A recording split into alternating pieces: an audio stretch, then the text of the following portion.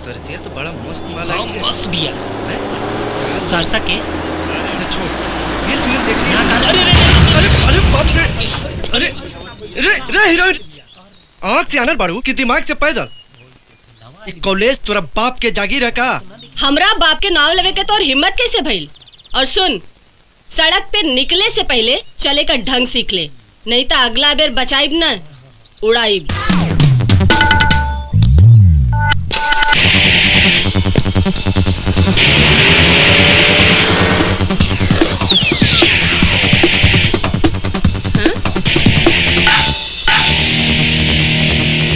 ए hero, हट जा सामने से, नहीं तो ठोक दे। ठोकिया बाद में, पहले धतूरा से माफी मांगा, काहे कि तोहरा गाड़ी के झटका से ओकरा तगड़ा फटका लागल बा। हमरा के हीरोबाजी मत दिखावा, ना तो चुटकी बजा दे तो खड़ा खड़ा उड़ जेबा, बुझला?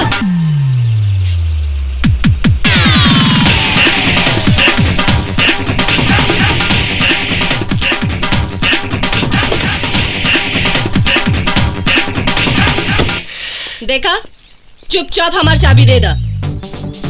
अच्छा, चाबी चाही तो ओकरा से माफी मांग ला।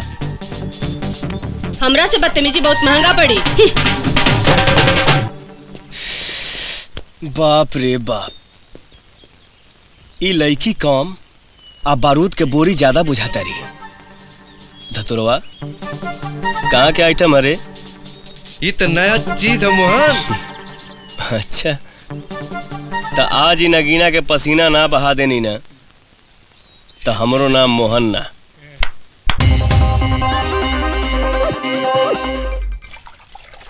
चला,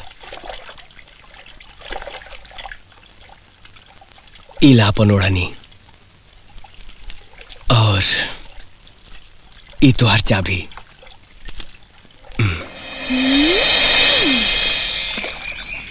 तेरी के ये तो तीसर के बेर में डुबुक गई।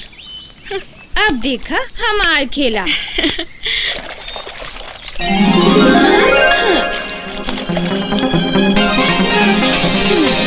अरे बुढ़ी झरझरा गई, कौन है रे? पुजारी जी, गलती से लाग गई, हमके माफ कर दिया। आज हम तुम्हें माफ भी करब और साफ भी करब। आज होते ही रुक जा राधा, हम बताओ चंपा, अरे बाप मोड़ी फोड़ 1 2 3। अरे रुका रुका, पंडित जी बहुत कीचड़ पड़ल। अरे जल्दी भाग। अरे और तेज भाग।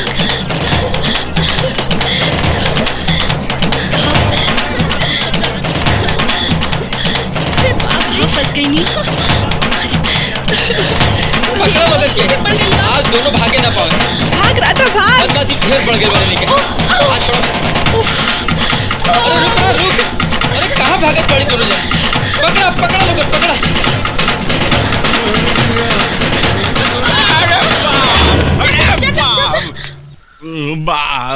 अरे बाप, चाचा चोट लगल का?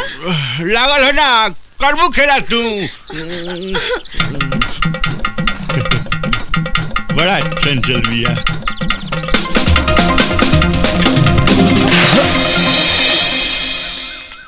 हमके बचा ला मोहन।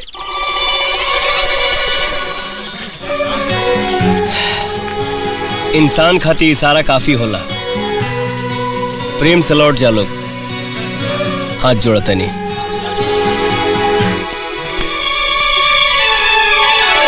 आज तो मोहना तुम्हें बचा लेलस, काल देखब के बचाई।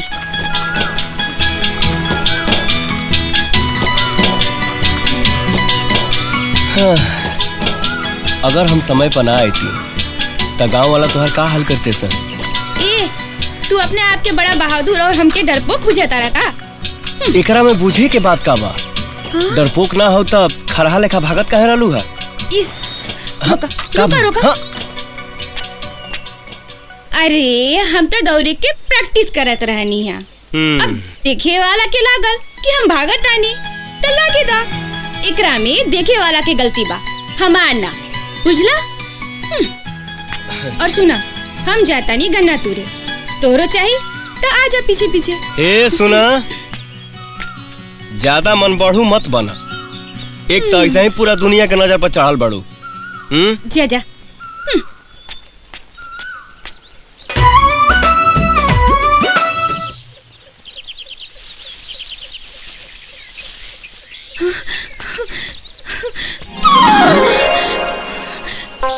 अब का भइल? होने खेत में भूत बा। तो हम का करी? जा भूत के संगे चिटपट खेला, हम जाता नहीं घरे।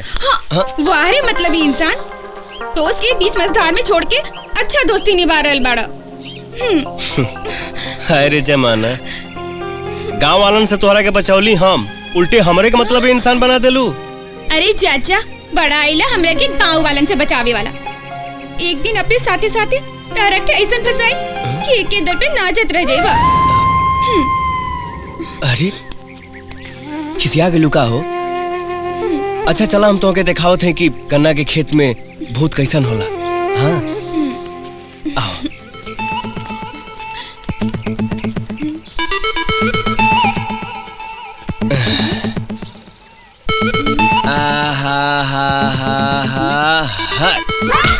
अरे कौन? अरे तोरा माई के बाप रे बाप, मार के गर्दन छोड़ा देलक रे बाप। देखा ये हमें सब भूत देखा, देख ले ना भूत देखा ही चलतो बने सा ए जा यहां से तो बोलबो करिए सा।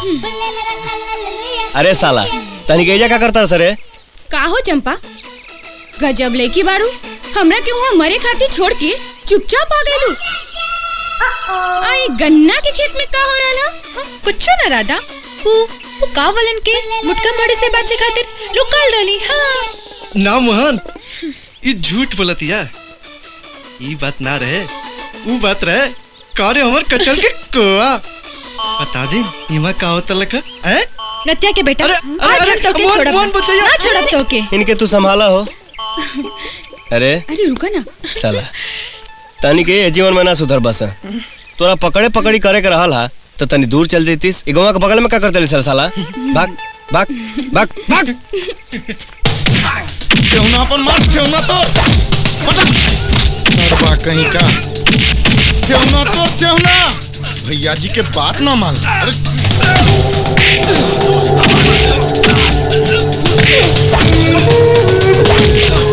तोड़ छाती के बाती साड़ी के।